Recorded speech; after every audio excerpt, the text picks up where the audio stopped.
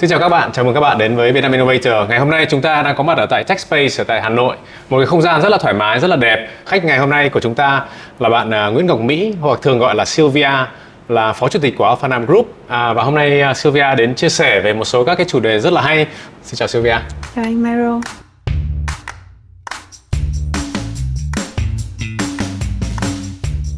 Trước hết thì thật ra là một số người cũng đã biết đến Sylvia ở một góc độ nào đó, nhưng mà chắc là hôm nay cũng có một cơ hội để Sylvia trực tiếp giới thiệu về mình và nói về những cái gì mình đã trải qua và hiện tại mình đang làm gì. Hiện tại thì ở cương vị của Alphanam Group, mình đang quản lý tất cả các mảng liên quan tới bất động sản, vận hành khách sạn. Và hiện tại thì trong thời gian gần đây mình có đảm nhiệm vị trí phó chủ tịch hội đồng quản trị, được nhận trách nhiệm trực tiếp là sẽ quản lý mảng chiến lược nhân sự của tập đoàn. Còn lại thì mình nghĩ là đối với audience của Vietcetera thì mình đơn giản chỉ là một người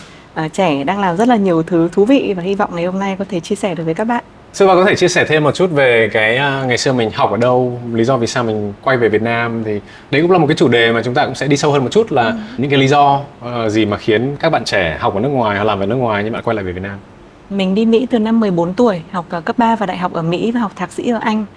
Mình về nước chính thức từ năm 2016.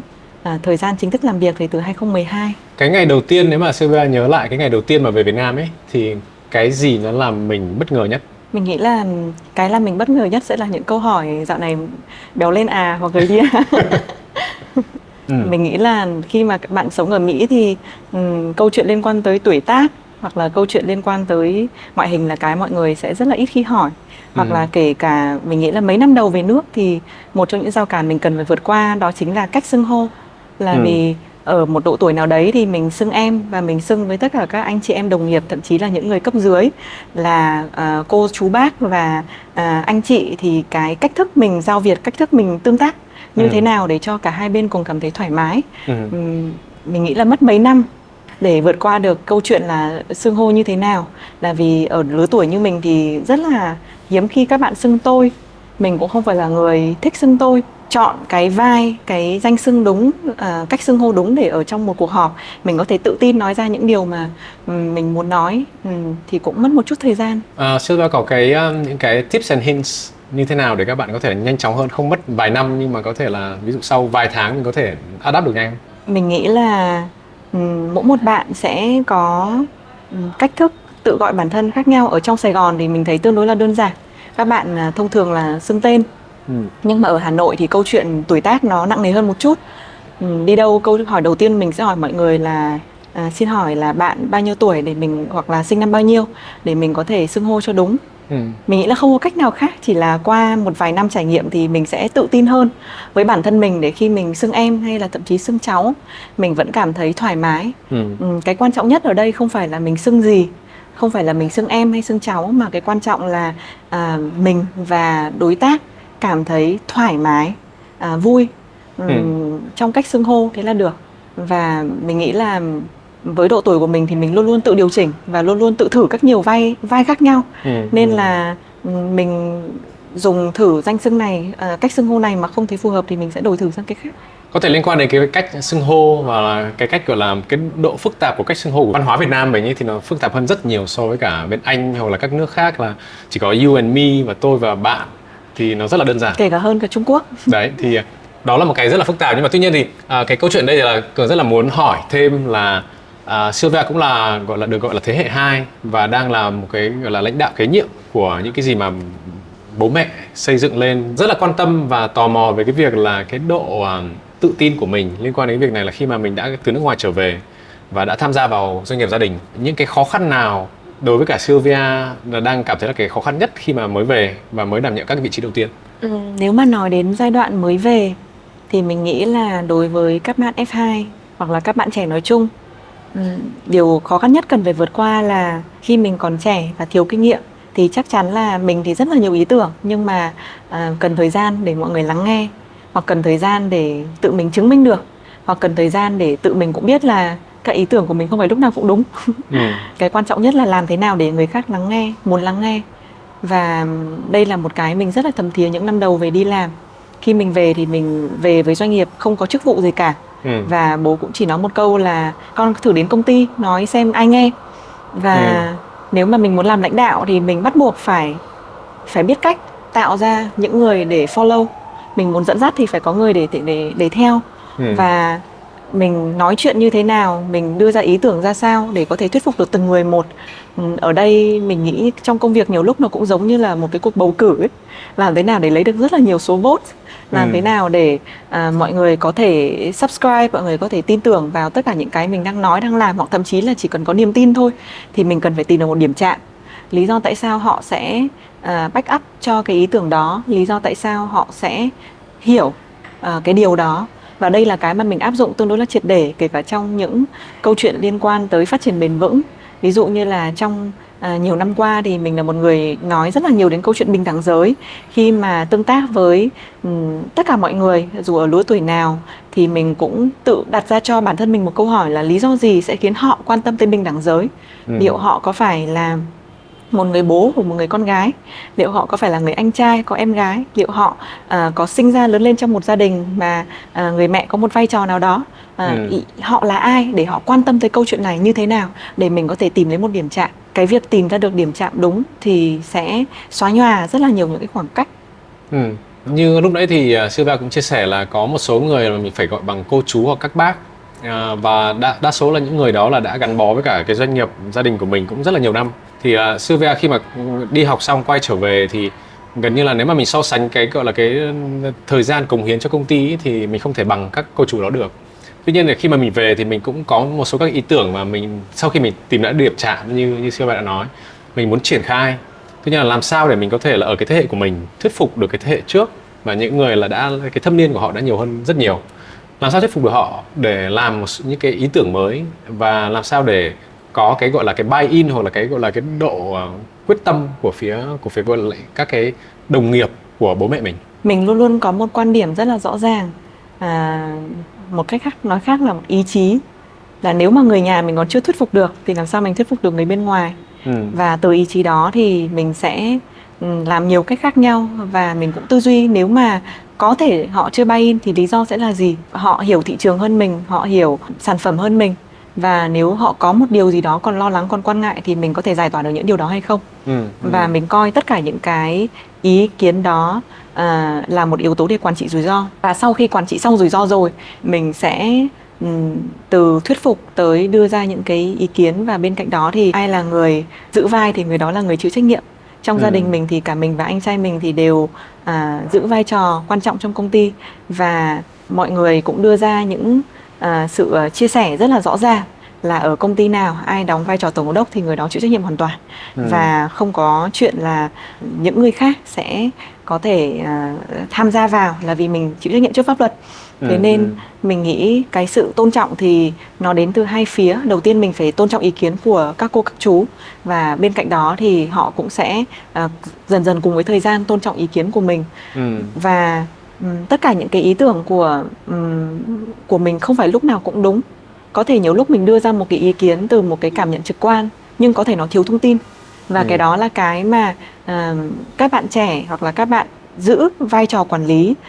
mới thông thường cũng nên lùi lại một bước để tự soi xét lại liệu mình có đang thiếu thông tin hay không. Hay kể cả những người mà giữ vị trí lãnh đạo lâu năm rồi, nhiều lúc họ vẫn có thể đưa ra những quyết định theo quán tính. Mình nghĩ là đây không phải là vấn đề của người trẻ hay là người có kinh nghiệm, mà là của con người nói chung. Chúng ta sẽ đưa ra một quyết định nào đó theo quán tính, theo cảm nhận, theo kinh nghiệm, và đến một thời điểm nào đấy mình nên lúc nào cũng sẽ có một cái mindset là nên lùi lại một bước, xem chúng ta đã lắng nghe đủ hay chưa, chúng ta đã thu thập đủ data hay chưa. Thậm chí thông tin có thể đến từ những người làm intern, thậm chí thông tin có thể đến từ những bạn rất trẻ, những bạn rất là junior, nhưng các bạn catch, các bạn nhận biết được một cái gì đó mà nó đang missing mà mình không nhìn thấy thì sao. Thì mình nghĩ là đây là một cái tư duy mà ở độ tuổi nào cũng nên có. Nếu mà bây giờ chúng ta chuyển sang một cái góc độ hơi khác một chút, là Sylvia hiện nay cũng đang giữ một cái chức khá là cao, nghĩa là cũng là lãnh đạo cấp tập đoàn. Nhưng mà tuy cái tuổi thì nếu mà so sánh với cả các cái gọi là cái thông thường của thị trường ấy, thì thông thường các cái doanh nghiệp như kiểu là các nước châu Á thì là cái truyền thống của họ là cần phải cống hiến rất nhiều năm, và sau đấy mình mới lên được, gọi là leo được cái bậc thang lên đến cái cấp lãnh đạo. Ở góc độ gọi là lãnh đạo trẻ đi, thì ở cái độ tuổi mà có thể là mình chưa hoàn toàn là trải nghiệm hết mọi thứ, gọi trải nghiệm cuộc sống, thì mình phải lãnh đạo một cái doanh nghiệp như vậy, thì những cái thách thức nào mà Sylvia cho rằng là những cái mà mình đã giải quyết xong và mình tự hào về cái việc đó? Mình nghĩ là câu chuyện lắng nghe và ghi nhận được điểm mạnh của tất cả mọi người. Mình là một người khi mình gặp bất kỳ ai thì mình sẽ luôn đánh giá điểm mạnh và điểm yếu của họ. Đây là một câu hỏi có lẽ hơi kinh điển nhưng mà nó nằm ở tất cả các cuộc phỏng vấn. Và khi gặp bất cứ ai ở độ tuổi nào, vị trí nào thì mình cũng luôn suy nghĩ là có điều gì mình có thể học được từ họ. Quay trở lại thì mình có lẽ là một người làm marketing ra, thế nên là cái tư duy về câu chuyện là tập khách hàng nào cũng cần phải có data, và khi mà mình có thông tin khách hàng thì mình sẽ đưa ra được quyết định tương đối là chuẩn xác, nó ăn sâu vào máu.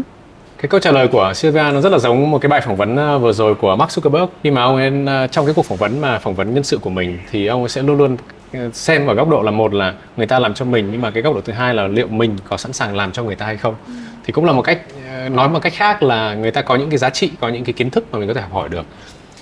Nếu mà nói sâu hơn một chút thì được gọi là lãnh đạo trẻ thì đôi khi mình sẽ phải đưa ra một quyết định mà nó sẽ có cái độ ảnh hưởng rất là lớn. Và có thể nhớ lại hoặc chia sẻ một câu chuyện nào mà mình đưa ra một cái quyết định rất là khó khăn mà đồng thời cũng là rất chiến lược đối với cả doanh nghiệp mình. Mình nghĩ là ở vị trí của mình và trong nhiều năm giữ vai trò tổng đốc của nhiều công ty thì có lẽ cái câu chuyện đưa ra những quyết định khó, thách thức và chiến lược, đặc biệt là trong giai đoạn Covid, nó xảy ra tương đối là thường xuyên. Mình chỉ đúc kết lại một số những cái cảm xúc là sau khi đưa ra những quyết định như vậy, sau khi đối mặt với những trải nghiệm như vậy thì mình cảm thấy điều may mắn nhất đối với cá nhân mình là mình luôn có gia đình ở bên cạnh. Và mọi người luôn nhắc nhở một hai câu là làm sao mà khổ được bằng chiến tranh. Thế nên là mình vượt qua được cái cảm xúc đó. Sau Covid cũng rèn luyện cho mình một bản lĩnh là ứng xử với mọi chuyện một cách bình tĩnh hơn, đối mặt với nó và tin tưởng rằng cái việc điều gì dù khó đến mấy thì nó cũng sẽ qua. Và quan trọng hơn hết là chúng ta phải nhớ giá trị cốt lõi là gì. Giá trị cốt lõi ở từng thời điểm nó sẽ khác nhau. Có những lúc là bảo toàn lực lượng, bảo toàn sức khỏe, bảo toàn nhân lực hoặc là tài sản, thì mỗi một thời điểm sẽ cần có những quyết định khác nhau. Và ở vai trò hội đồng quản trị thì chúng ta cần phải đồng ý được với hội đồng quản trị là cái gì sẽ là cái trọng tâm ở thời điểm đó cần phải bảo toàn, để từ đó thì chúng ta đưa ra được quyết định cho chính xác. Sylvia vừa nhắc đến cái thời gian Covid thì thời gian Covid là trước đây đâu đó khoảng 2 năm, và hiện tại thì là chúng ta đang đối mặt với cả những cái tình trạng kinh tế toàn cầu nó đang bị suy thoái, và thậm chí là một số các cái kinh tế nó đang gặp rất là nhiều khó khăn. Các công ty công nghệ, các công ty bất động sản, các công ty trong nhiều lĩnh vực khác nhau họ đang gặp rất là nhiều khó khăn. Thì không biết là ở góc độ của Sylvia đã trải qua cả thời gian Covid và trải qua thời gian hiện tại thì những cái gì là giá trị cốt lõi trong những cái lúc khủng hoảng như vậy? Mình nghĩ là sự đoàn kết. Trong thời điểm nào đi chăng nữa thì chúng ta cũng cần có một tập thể mà khi phất cờ thì tất cả mọi người thì đều cùng hướng về một hướng, và điều đó thì sẽ tạo ra sự thay đổi rất là nhanh chóng. Trong Covid thì chúng ta cũng cần có những cái ứng xử biến đổi rất là linh hoạt. Đầu tiên là để bảo toàn tính mạng, và sau đó thì là để có thể di chuyển nhanh kịp thời với những cái sự thay đổi của thị trường. Và ở thời điểm này thì mình nghĩ là khi mà thị trường cũng đang có những cái biến động và những cái bất ổn thì chắc chắn là cái việc đồng lòng để khi đưa ra được một định hướng thì tất cả mọi người cùng suy nghĩ, cùng làm theo, cùng có sự sáng tạo để tạo ra được những cách thức làm mà có thể là mình chưa nghĩ ra, và chúng ta sẽ tự thử bản thân và sau đó là lại tự thay đổi, rất là quan trọng. Ở cái tình trạng hiện nay và với các cái gọi là chỉ số kinh tế hiện tại thì rất là nhiều doanh nghiệp họ đang đưa ra một số các cái biện pháp để đề phòng những cái tình huống có thể xảy ra. Họ cứ gọi là economic downturn hoặc là headwinds. Thì không biết là liệu hiện tại thì Sylvia đang đưa ra các biện pháp nào hoặc là những cái cách thức nào để mình có thể là chuẩn bị để đối phó với cả những cái tình huống sắp tới? Mình nghĩ là thị trường nào thì cũng có biểu đồ hình sin. Cái gì mà đang đi xuống thì ắt hẳn sẽ có lúc đi lên. Và bây giờ là lúc mà chúng ta cần dành thời gian để suy nghĩ là cái gì sẽ đi lên và bắt đầu dành thời gian đầu tư vào cái đó. Đấy là cách mà Alphanan và cá nhân mình đang có sự chuẩn bị cho tương lai. Sylvia có thể chia sẻ xem là cái gì sẽ đi lên hoặc cái gì đang đi lên? Cường đang rất là quan tâm đến cái việc đó. Trong một cái buổi phỏng vấn gần đây thì chủ tịch cũng có chia sẻ là Alphanan đang có sự chuẩn bị cho những dự án mà có thể không ra hàng ngay, nhưng mà trong 3 đến 4 năm tới thì sẽ bắt đầu sẵn sàng. Thì mình nghĩ là đấy cũng là một cái cách để chuẩn bị cho tương lai, là chúng ta sẽ không tập trung vào những cái gì mà cần phải làm ngay, làm vội, hay là tất cả những cái chiến lược liên quan tới nhân sự không phải là mình cần cái sự thay đổi về nhân sự trong ngày hôm nay, nhưng mà mình tin chắc là cái sự tập trung của mình về lĩnh vực đào tạo và lĩnh vực nhân sự thì trong vòng 2-3 năm tới thì sẽ ra được những cái kết quả rõ rệt hơn. Bây giờ chúng ta vừa nói đến cái việc nhân sự ấy, thì Sylvia cũng là người phụ trách trực tiếp các cái chính sách chiến lược nhân sự. Thì nếu mà nói về nhân sự một chút đi thì đa số các bạn đang nghe về Vietcetera hoặc là nghe các podcast thì cũng đa số các bạn trẻ, có thể là một số các bạn đang học vào năm cuối và có thể là đang suy nghĩ xem là cái bước tiếp theo của mình sau khi mà mình học xong thì là mình sẽ làm gì. Sylvia liệu có các cái gọi là recommendation cho các bạn là trong cái giai đoạn mà cần phải định hướng xem là mình sẽ làm gì, làm ở đâu thì các bạn nên chọn dựa trên những yếu tố gì? Mình nghĩ là yếu tố đầu tiên các bạn nên chọn, và đây cũng là câu trả lời mà các bạn thường hay nói với mình, đó chính là môi trường. Là vì khi mà chúng ta vừa ra khỏi trường học xong thì chúng ta nghĩ là chúng ta bắt đầu được đi làm để trải nghiệm, nhưng mà thật ra là chúng ta đang chỉ chọn một môi trường mới. Môi trường làm việc là môi trường tốt nhất để chúng ta có thể trưởng thành. Thì các bạn nên chọn là nơi nào sẽ là nơi dạy được cho mình những kỹ năng sống và kỹ năng về nghề nghiệp có tầm ảnh hưởng tốt để mình có thể trưởng thành thành một phiên bản tốt hơn. Và cái phiên bản đó thì nó có đang đi đúng lộ trình, nó có đang align với cái con người trong sự nghiệp mà mình hình dung trong 5 đến 10 năm tới hay không? Nếu mà giả sử lấy một cái ví dụ là một bạn vừa mới học xong đại học ở nước ngoài về và muốn gia nhập Alpha Nam, thì thông thường thì lúc ấy các bạn sẽ phải có những yếu tố gì để Sylvia để ý đến? Đầu tiên mình nghĩ là các bạn phải là một người rất là cởi mở về câu chuyện nghe nhận feedback, cởi mở về câu chuyện có thể ngày hôm nay em chưa biết em làm gì, nhưng nếu mà chị đưa ra một cái gì đó em sẵn sàng thử. Không cố chấp, không nói là em không thích cái này thì em không muốn làm, hay là mình thì rất thích những bạn mà có khả năng sắp xếp thời gian tốt. Có lẽ là vì mình cũng là một người hay thích lên lịch trình cho tất cả mọi thứ, nên mình nghĩ là một bạn mà luôn biết sử dụng thời gian có ích, không lãng phí thời gian của bản thân mình là những người mà có thể tạo ra được giá trị tốt cho bản thân. Thông thường những người mà rất là quan tâm và rất là để ý đến cái việc là sắp xếp thời gian và gọi là cái time management của mình ấy, thì kể cả họ đi du lịch thì họ cũng đều sắp xếp một cách cái lịch trình rất là cụ thể. Thì không biết là Sylvia nếu mà đi du lịch với cả gia đình hoặc đi cá nhân ấy thì liệu có sắp xếp hết mọi thứ trước không? Mình là một người thiên đình, thế nên là lúc nào cũng cân bằng giữa cả hai. Tức là sẽ có những cái chuyến đi, đặc biệt là nếu mà chuyến đi sắp xếp cho bố mẹ, cho những người trong gia đình thì mình sẽ sắp xếp không thiếu một cái gì. Còn nếu mà mình đi cá nhân thì thông thường là mình sẽ spontaneous hơn. Quay trở lại cái câu chuyện là nhân sự ấy, thì một trong những cái việc mà các nhà tuyển dụng họ đang đánh giá thì là truyền thống ở các cái nước châu Á thì là mình sẽ cần phải là cống hiến cho một cái doanh nghiệp nào đó một cái thời gian rất là dài, và mình sẽ dần dần đi lên theo từng năm và phải phấn đấu rồi là phải chứng minh bản thân. Thì giả sử bây giờ đối với cả Sylvia trên bàn có một cái CV, một cái tiểu sử mà bạn là có thể 10 năm kinh nghiệm nhưng mà 5 lần nhảy việc, thì Sylvia sẽ đánh giá cái việc nhảy việc là nó là tích cực hay là tiêu cực? Mình nghĩ là với 10 năm kinh nghiệm và 5 lần nhảy việc, tức là mỗi một nơi thì gắn bó 2 năm, thì cũng không phải là một thời gian quá ngắn. Quan trọng nhất là khi phỏng vấn thì mình cũng sẽ hỏi là liệu trong 2 năm đó thì lý do họ chuyển đổi là gì? Là vì họ cảm thấy là họ giống như kiểu management training, tức là họ đang muốn học một skill set mới, hay là đơn giản họ nhảy việc là vì những cái gì mà họ đã làm trong 2 năm vừa qua thì nó không ra được kết quả, và từ đó thì họ nhảy, hay là họ không phù hợp với môi trường, hay là họ chưa tìm được đúng sếp. Mình nghĩ là có rất là nhiều câu hỏi để đưa ra, để đánh giá. Có nhiều người thì trả lời với mình là sau nhiều năm đi làm, thậm chí là 10 mấy năm, nhảy việc nhiều lần và chưa tìm được minh chủ. Nhưng mình nghĩ là con người ta thì chỉ nên đi tìm đến một thời điểm nào đó thì chúng ta cũng bắt đầu phải biết cân nhắc môi trường một cách chắc chắn hơn, sâu sắc hơn trước khi mà mình chọn một công việc. Và khi mà đã chọn một công việc gì thì nên toàn tâm toàn ý với nó. Qua đến năm thứ 3 thì bạn mới bắt đầu có một cái sự chủ động nhất định trong cái công việc của mình để bắt đầu đưa ra quyết định, để bắt đầu trở thành một người team leader. Thì từ đó chúng ta sẽ có những cái kết quả nó hơn nhiều so với việc là chúng ta nhảy việc. Có nghĩa là nếu mà hiểu đúng thì ít nhất là khoảng 3 năm làm việc ở một nơi thì mới là đủ thời gian để mình có thể nói rằng là mình đã trải qua tất cả những cái thứ gì mà cái role đó nó đòi hỏi. Đó là cái mà trước đây mình cũng ít khi nghĩ đến con số 3. Nhưng mà có lẽ là vì mình là người có background về khách sạn. Thì trong khách sạn CV đa phần các cán bộ quản lý và các vị trí thì đều là cứ 3 năm là họ đi một nơi. Trước đây thì mình cũng cảm thấy là vì đấy văn hóa Á Đông, cứ 5-7 năm thì mới là lâu. Nhưng mà mình cũng cảm thấy là sau rất là nhiều năm làm việc với nhiều nhân sự thì mình thấy là 3 năm cũng là một khoảng thời gian thích hợp để bạn nên thay đổi. Nên thay đổi trong chính tổ chức của mình hoặc là nên thay đổi ở một môi trường khác.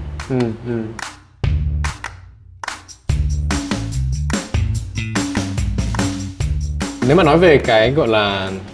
thu hút nhân tài thì rất là nhiều các công ty họ đang có rất là nhiều các chính sách, nhiều các cái benefits cho nhân viên để thu hút những nhân tài giỏi nhất, tốt nhất về cho mình. Như kiểu các công ty công nghệ chẳng hạn thì họ sẽ đưa ra những cái chính sách về lương bổng này, rồi là bảo hiểm, rồi là các cái gọi là ăn uống, rồi là các thứ. Các công ty Việt Nam hiện tại cũng đã đưa ra như vậy, thì không biết là Alpha Nam cụ thể em đã đưa ra những chính sách như thế nào để mình thu hút nhân sự cho doanh nghiệp của mình? Mình nghĩ là với case của Alpha Nam thì điều có lẽ là thu hút các bạn nhất là môi trường làm việc. Ở Alpha Nam thì mình cố gắng là tạo ra một môi trường, một văn hóa tương đối lành mạnh, không có politics, văn hóa gia đình ảnh hưởng rất là sâu rộng tới hơn 1.000 cán bộ nhân viên, và cái cách đối nhân xử thế, cách ứng xử nội bộ với nhau,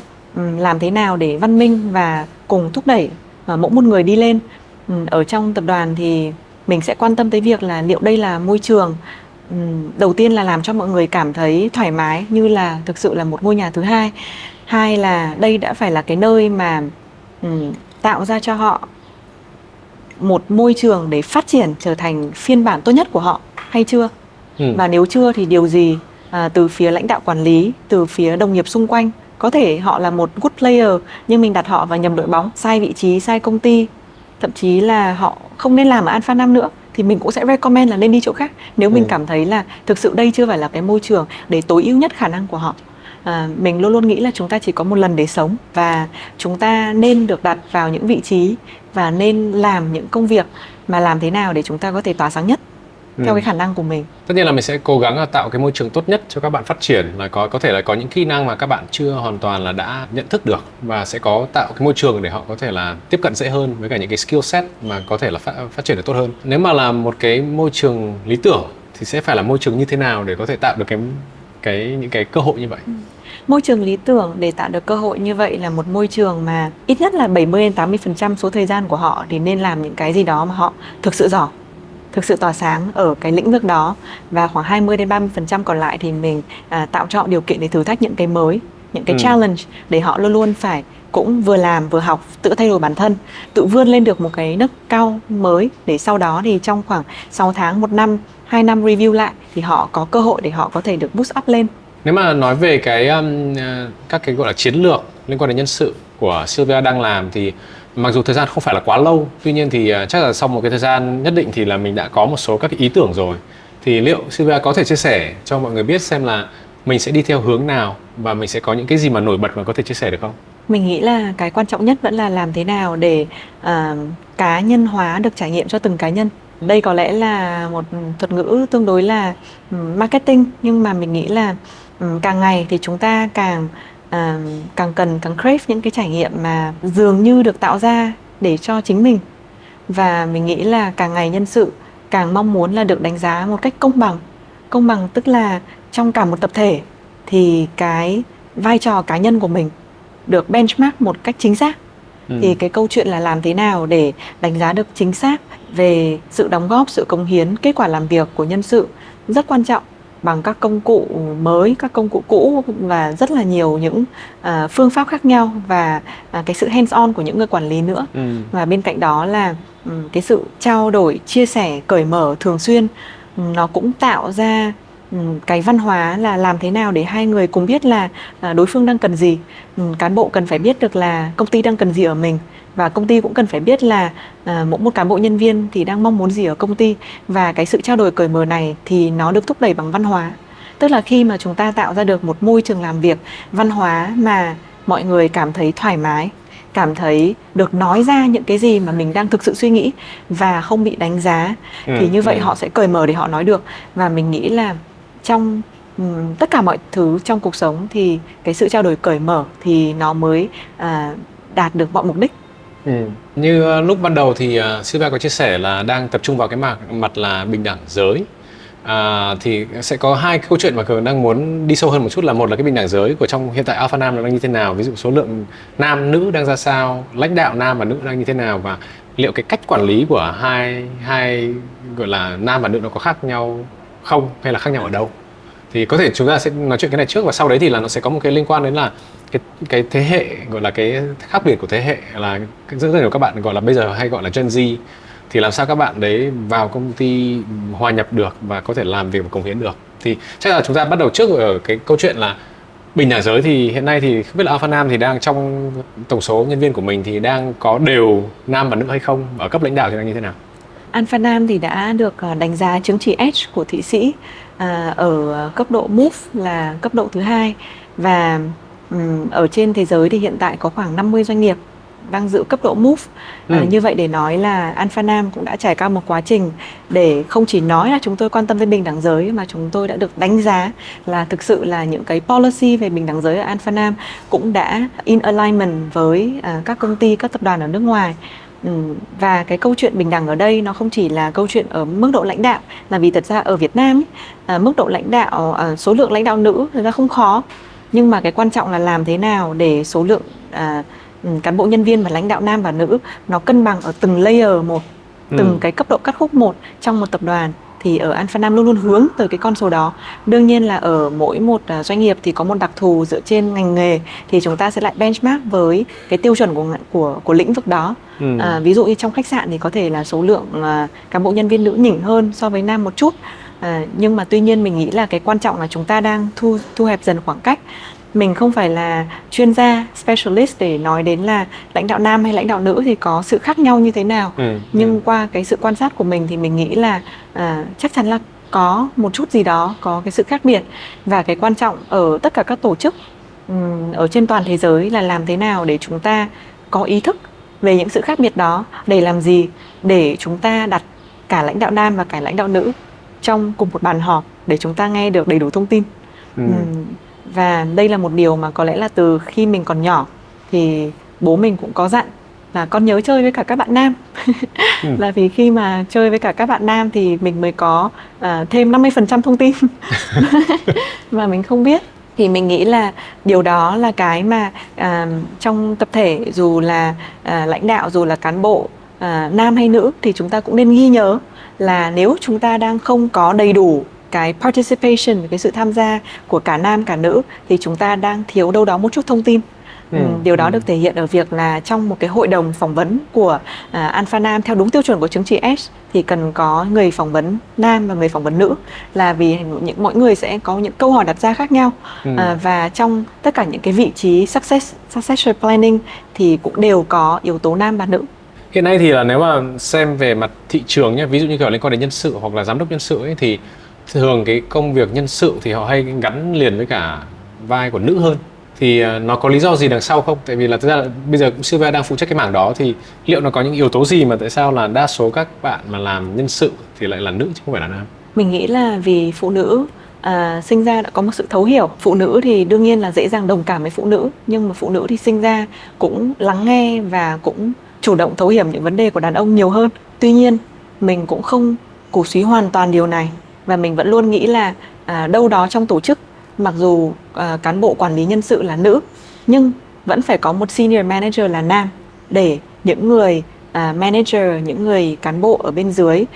các bạn nam có những tâm sự đàn ông thì vẫn phải có thể có một người các bạn có thể tìm đến và chia sẻ được. Tóm lại là mình ủng hộ cho việc là ở vị trí nào thì cũng nên có một sự cân bằng. Các bạn nhân viên thì luôn luôn có thể có nhiều option để đến để chia sẻ. Trước đây cũng có gặp một cái trường hợp nói chuyện với cả một nhân sự. Họ cũng có một cái mà họ lựa chọn ở cái cấp gọi là people manager, là người quản lý. Thì họ sẽ ưu tiên những người mà đã có gia đình, đã có con. Thì lúc ấy hỏi vì sao? Tại vì lúc đấy thì Miro cũng chưa có gia đình và chưa có con, thì cũng là bị điểm trừ trong cái mảng đó. Vì họ đã cho rằng là khi mà mình đã có con rồi ấy, và có gia đình thì mình sẽ biết chăm sóc cho những người khác. Còn nếu mà mình vẫn là chỉ là single hoặc cá nhân thì mình sẽ có một cái gì đó mà nó không biết thấu hiểu nhau. Thì theo đánh giá của Sylvia, liệu cái đấy nó có liên quan gì không? Việc với có con, có gia đình nó có liên quan gì đến quản lý con người không? Mình nghĩ là ở mỗi một độ tuổi thì sẽ có một điểm mạnh. Những người có con, có gia đình chắc chắn có điểm mạnh của họ. Khi họ nhìn, đặc biệt là khi họ nhìn những đồng nghiệp mà cùng trang lứa, họ sẽ thấu hiểu hơn về thời gian biểu, họ thấu hiểu hơn tới những áp lực trong cuộc sống, họ thấu hiểu hơn tới rất là nhiều những cái tiểu tiết trong ngày mà có thể ảnh hưởng tới công việc của những đồng nghiệp xung quanh. Nhưng bên cạnh đó thì những người trẻ, những bạn chưa có gia đình thì mình nghĩ là ngược lại họ có một thế mạnh là họ có thể dành toàn bộ năng lượng của mình để đi hỗ trợ người khác, và họ không cần phải chia sẻ cái năng lượng đó cho gia đình riêng của họ, và họ thực sự coi công việc là gia đình. Kể cả cá nhân mình cũng trải qua nhiều giai đoạn, và mình thấy trong một tổ chức nếu mà có được sự cân bằng của cả hai thì nó sẽ đầy đủ hơn rất nhiều. Lúc đấy thì bảo là nếu mà có nữ mà không có nam mình thiếu 50%. Nhưng mà bây giờ nếu mà nói về cái tuổi ấy, thì là cái góc độ của những người lớn tuổi và những người các bạn trẻ, cứ gọi là Gen Z hiện tại đi, thì hiện tại thì đang đa số các cái doanh nghiệp như các cái doanh nghiệp lớn hiện nay thì là khoảng 20 đến 30% nhân sự của họ đang là Gen Z. Thì quản lý một người Gen Z và cả quản lý các cái thế hệ trước thì nó cũng khá có một số điểm nó khác nhau. Thì theo cái nhìn nhận của Sylvia hiện tại thì các bạn Gen Z có những cái thách thức gì, và làm sao để mình thu hút được họ, làm sao mình có thể là đào tạo được họ, và làm sao mình có thể giữ chân được họ với doanh nghiệp của mình? Qua những gì mình đọc về các bạn Gen Z thì mình cảm thấy là tất cả những cái gì mà các bạn đang yêu cầu ở một nơi làm việc bản chất là những cái nó rất là phù hợp xu thế.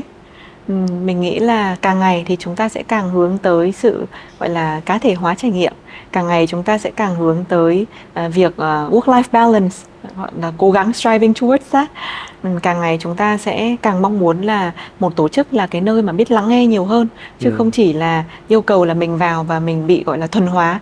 theo số đông. Mình nghĩ là tất cả những gì mà các bạn yêu cầu thật ra nó không có gì là sai cả, và đó cũng là những tiêu chuẩn của thời đại mà mỗi một tổ chức nên hướng tới. Nhiều các bạn Gen Z thì kinh nghiệm của Miro thì một số lần phỏng vấn các bạn ấy thì họ đã dành thời gian rất dài, cống hiến hoặc là gọi là hy sinh rất nhiều để họ lấy được một cái bằng ở nước ngoài về. Nhưng mà sau khi mà về Việt Nam thì các bạn mới ra trường, ở cái môi trường Việt Nam thì ví dụ như các bạn mới ra trường graduate thì là lương đâu đó khoảng 10-15 triệu, thậm chí còn thấp hơn. Khi mà đặt lên bàn và để so sánh cái thời gian mình đã dành cho việc học tập, thời gian những cái số tiền mà mình cần phải bỏ ra để mình có thời gian sống ở nước ngoài như vậy thì nó đang không cân bằng lắm. Thì không biết là Sylvia recommend như thế nào để mọi người có thể là thay đổi một cái gọi là cái perception. Hai là liệu chúng ta cần phải làm gì với cái chính sách của các công ty hay không? Đầu tiên nói đến câu chuyện cuộc sống thì các bạn cũng nên nhìn nhận là cuộc sống thì có những cái được gọi là give and take, ngắn hạn và dài hạn. Trong ngắn hạn thì bản chất là trong thời gian mà các bạn được sống ở nước ngoài, các bạn được học hỏi ở một môi trường tiên tiến, các bạn có nơi sống, làm việc, trải nghiệm và kể cả môi trường bạn bè khác biệt, đấy đã là một trải nghiệm rất tốt rồi, và đó đã là cái payback cho cái việc các bạn đầu tư thời gian, tiền bạc để đi học nước ngoài rồi. Và nhìn câu chuyện dài hơi hơn thì nó là một cái giá trị sống lâu dài của mình. Đấy là một khoảng thời gian rất là đẹp trong cuộc sống mà chúng ta không thể lấy lại được. Và các bạn xung quanh thì không có may mắn có trải nghiệm như vậy. Thế nên là chúng ta đấy, nhìn về góc độ cuộc sống thì mình nghĩ là không nên đặt quá nặng việc là tôi đầu tư cái này vào nhưng mà sao chưa thấy nó payback. Là vì có lẽ tư tưởng của cá nhân mình thôi. Mình nghĩ là trong cuộc sống nếu mà chúng ta cứ luôn luôn đòi hỏi là nếu mà tôi invest từng này và tôi cần rút ra từng đó thì có lẽ là sẽ rất là khó để chúng ta cân bằng được câu chuyện ngắn hạn và dài hạn trong cuộc sống. Khi mà bước chân vào một tổ chức thì mình lúc nào cũng tâm đắc với một cái câu của thầy Thích Nhất Hạnh, đó là muốn yêu thì phải hiểu. Và trước khi mà chúng ta nói đến một môi trường công ty, chúng ta yêu nó như thế nào, chúng ta gắn bó với nó ra sao, thì chúng ta cần phải hiểu cái điều này nó được thể hiện ở cả hai phía. Công ty cũng cần phải hiểu tư tưởng, tâm tư của các bạn mới ra trường, đặc biệt là các bạn ở nước ngoài về, và ngược lại các bạn ở nước ngoài về thì cũng đâu đó phải hiểu những cái khó khăn, thách thức, những cái challenge, cái môi trường xung quanh mà nó ảnh hưởng với quyết định của công ty. Ở đây không có yếu tố cá nhân, không phải là công ty không đánh giá là các bạn giỏi hay yếu, mà là do môi trường, điều kiện, bench lương và rất là nhiều những cái yếu tố khác nó đưa ra cái quyết định là cái vị trí mà chúng tôi đang tìm thì chúng tôi sẽ có từng này benefit đi kèm mà thôi ở thời điểm này. Và bên cạnh đó thì khi các bạn vươn tới một cái vị trí như thế này 10-20 năm nữa hoặc là ngắn hơn 5 năm nữa, nếu các bạn bứt tốc ra được thì chắc chắn là sẽ có một benefit package tốt hơn. Và cái benefit package đó thì theo như mình đánh giá thì nó cũng tương đối rõ ràng ở các công ty. chỉ có là các bạn có cảm thấy là nó ở một mức độ các bạn có thể chấp nhận được, phù hợp hay không. Và thêm nữa thì con người chúng ta khi mà đưa ra bất cứ quyết định gì thì nên đặt nhiều thứ lên bàn. Nếu mà ở nước ngoài thì các bạn có thể có một mức lương cao hơn, nhưng các bạn sống xa nhà, các bạn phải chủ động về rất nhiều thứ, các bạn không có môi trường bạn bè, các bạn không được ăn đồ Việt Nam, các bạn không được cống hiến đóng góp cho xã hội Việt Nam, cho cộng đồng Việt Nam, các bạn không được tạo ra một cái sản phẩm mà có impact với người dân Việt Nam. Thì khi các bạn về nước thì các bạn có được rất là nhiều những cái đó, thì có thể đâu đó thu nhập nó là một yếu tố có thể bị ảnh hưởng, nhưng chúng ta hãy tìm niềm vui và tìm được cái giá trị bản thân từ những cái yếu tố khác mà chúng ta đang làm được. Nói về cái niềm vui thì hiện nay thì có rất là nhiều các công ty quốc tế, ở Việt Nam thì chưa thấy nhiều, nhưng mà các công ty quốc tế thì là họ sẽ có những cái position trong cái việc nhân sự ấy, là như kiểu là Chief Happiness Officer hoặc là Chief Wellbeing Officer. Cái góc độ của Sylvia đang đánh giá như thế nào? Liệu các công ty Việt Nam mình nên đi theo hướng đó hay là mình cần cái vị trí kiểu như thế hay không? Theo như cá nhân mình thấy thì có lẽ là ở thời điểm này thì mình chưa thấy cái nhu cầu phải có một vị trí như vậy. Vì có thể góc nhìn của quản trị nhân sự theo truyền thống Á Đông thì cái công tác văn hóa và cái sự nhân văn thì nó ăn sâu rộng vào tất cả những hoạt động khác nhau của doanh nghiệp. Nên mình không tách ra một vị trí chỉ để take care cái việc là nhân sự có happy hay không, mà trong tất cả những gì mình làm mình phải duy tâm là đó là cái mà mình đang hướng tới rồi, thì mình nghĩ là từng cái quyết định đưa ra và từng hoạt động của công ty thì sẽ đạt được cái mục tiêu cuối cùng. Nếu mà chúng ta quay trở lại cái việc gọi là lãnh đạo, thì nếu mà Sylvia được tự đánh giá mình là người lãnh đạo như thế nào? Mình nghĩ là mình là một người lãnh đạo tương đối là cởi mở và quyết đoán. Nghe thì có vẻ là hơi trái chiều nhau một chút, nhưng mà mình là người rất lắng nghe. Nhưng sau khi lắng nghe xong thì mình đưa ra quyết định khá nhanh và mong muốn là mọi người sẽ tôn trọng quyết định của mình để chúng ta còn có năng lượng và thời gian đi làm việc khác. Có rất là nhiều lãnh đạo thì thường hay dẫn dắt các cái nhân viên đồng nghiệp của mình theo một hướng như kiểu là mình clone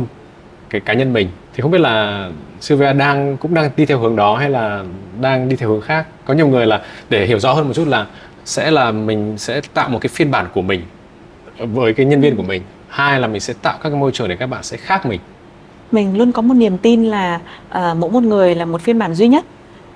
Cá nhân mình cũng nghĩ là rất là khó để gọi là clone một người y hệt như mình. Thì lý do tại sao mà mình có thể yêu cầu tất cả các bạn nhân viên giống mình được, và ngược lại là mình phải cảm thấy là vì mình là phiên bản duy nhất thì họ cũng là phiên bản duy nhất, và mình cảm thấy yêu họ vì họ là phiên bản duy nhất. Thế nên là mình sẽ luôn tìm ra những cái tốt nhất ở phiên bản của họ.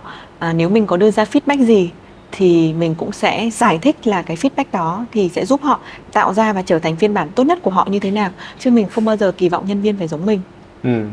Gọi là ở Việt Nam hoặc là các chỗ khác thì mình hay có là cánh tay phải, cánh tay trái. Thì ví dụ cánh tay phải của Sylvia thì bắt buộc phải có điều gì, có yếu tố gì mà phải bắt buộc? Mình thì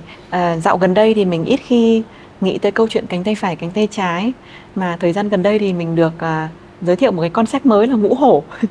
Làm thế nào xung quanh bản thân mình có khoảng ít nhất là 5 người để backup được nhiều lĩnh vực và phụ trách nhiều chuyên môn khác nhau. Chi tiết liên quan đến 5 người này thì hiện nay Sylvia đã có 5 người đó chưa, và những người này đang phụ trách cái mảng gì? Mình nghĩ là mình vẫn đang xây dựng, nhưng cái quan trọng nhất là mình có ý thức là mình có nhiều hơn 2 người để hỗ trợ, là vì con người dù là cánh tay phải, cánh tay trái thì cũng có lúc mệt, cũng có lúc cuộc sống phải thay đổi. Và như vậy lúc nào cũng cần phải có một cái backup cho việc là nếu có sự thay đổi thì những ai xung quanh sẽ có thể trở thành một cái support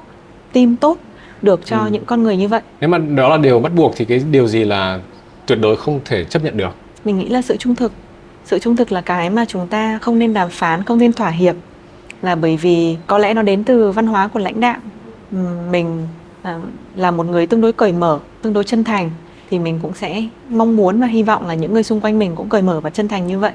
Quay trở lại câu chuyện cánh tay phải, cánh tay trái thì mình nghĩ nếu mà phải chọn đâu là cánh tay phải, cánh tay trái trong bất cứ một tập thể nào thì có lẽ chắc chắn là tài chính và nhân sự, và đấy là hai công cụ bắt buộc phải sử dụng để quản trị doanh nghiệp. Bây giờ chúng ta đang nói đến cái hiện tại ấy, thì nếu mà nói một chút về tương lai thì cũng rất là tò mò, tại vì Miro cũng hay nói chuyện với cả rất là nhiều người khác nhau. Thì hiện tại thì ai cũng sẽ nói đến những cái thứ nó rất là tiêu cực, những cái gọi là kinh tế đang suy thoái, rồi là tình trạng thị trường lao động nó thế này thế nọ. Thế nhưng mà cứ rất là quan tâm là ở mỗi một cái người lãnh đạo sẽ luôn luôn có những cái điểm sáng. Thì theo Sylvia thì những cái điểm sáng trong tương lai nó sẽ nằm ở đâu, hoặc là cái gì sẽ là điểm sáng? Mình nghĩ là điểm sáng so với thời điểm bây giờ có lẽ là the best is yet to come. Chúng ta có một cái tương lai mà chúng ta có quá nhiều cơ hội để vẽ ra nó. Và ở Việt Nam đang follow một trật tự mới. Đó cũng là một điểm sáng. Trước Covid thì chúng ta hay benchmark Việt Nam đi bao nhiêu năm sau nước A, nước B, nước C, không tiện nói tên. Nhưng mà đặc biệt là sau Covid thì mình quan sát thấy là những gì đang diễn ra ở Việt Nam nó đang không theo cái trajectory, nó đang không theo cái lộ trình của một đất nước nào cả. Và Việt Nam có quyền, có cơ hội để tự vẽ ra một cái lộ trình hoàn toàn khác biệt cho mình. Và thế hệ bọn mình bây giờ đang là những người đang có thể đồng hành cùng Việt Nam để vẽ ra một gọi là trang sử mới, hoặc là những cái bước tiến mới mà nó không phải follow bất cứ quốc gia nào, thì có lẽ đó là một điểm sáng. Nếu mà nói chi tiết hơn một chút thì cái gì có thể là cái điểm mà mình có thể đóng góp được ở cấp độ của Sylvia nhé, với cả những cái độ ảnh hưởng của Sylvia và các doanh nghiệp hiện tại mình đang quản lý, thì cái chỗ nào là cái chỗ mình có thể đóng góp được? Mình nghĩ là ở Việt Nam câu chuyện quản trị nhân sự và ESG đang là hai cái mà rất là nhiều doanh nghiệp quan tâm. Và theo quan sát của mình ở khu vực Đông Nam Á thì Việt Nam là một đất nước mà khi chúng ta đã đưa ra bất cứ cái mong muốn về thay đổi gì, đặc biệt liên quan tới những cái yếu tố phát triển bền vững, thì chúng ta làm rất nhanh. Nếu mà quan sát thấy cái giai đoạn mà Việt Nam bắt đầu nói đến cái câu chuyện là không muốn dùng ống hút nhựa, thì ngay lập tức là có hàng chục các phương án ống hút thay thế khác. Và nó lan tỏa ở các thành phố lớn rất nhanh. Gần như là chỉ trong một vài năm mình thấy rất khó, trừ khi là đi tới những vùng nông thôn thì bạn mới nhìn thấy ống hút nhựa. Còn lại thì mình nghĩ là ở Việt Nam thực sự là cái sự thay đổi và lan tỏa để bảo vệ môi trường, hay là cái câu chuyện bình đẳng giới cũng thế. Có thể 5 năm trước thì nó là một cái new word và bây giờ thì nó là một keyword. Và mình thấy cái việc mà Việt Nam thay đổi chuyển mình để thích hợp hơn với những yếu tố phát triển bền vững, cộng với cả những gì được gọi là nhân văn, những gì có tầm ảnh hưởng văn hóa, thì Việt Nam làm rất tốt và rất nhanh. Nhưng mà trước khi chúng ta kết thúc cái podcast và cái cuộc trò chuyện ở ngày hôm nay ấy, thì nếu mà cho Sylvia chọn về mặt cá nhân và về mặt công việc thì hai cái target của năm nay, một liên quan đến công việc, một cái liên quan đến cá nhân, thì nó sẽ là hai cái mục tiêu gì? Mình nghĩ là về công việc thì mình đang rất là nỗ lực để mở cửa được một khách sạn mới. Và đây là một công trình mà mình làm việc từ đầu, đúng nghĩa là baby. Đây sẽ là mục tiêu focus của mình trong năm nay. Và về yếu tố cá nhân thì mình có cảm giác, không biết là các bạn ở độ tuổi mình thì có đang trải qua một cái trải nghiệm như thế này không. Nhưng mình đang quan sát thấy là sau Covid 1-2 năm thì mình cũng đang tự thay đổi rất nhiều,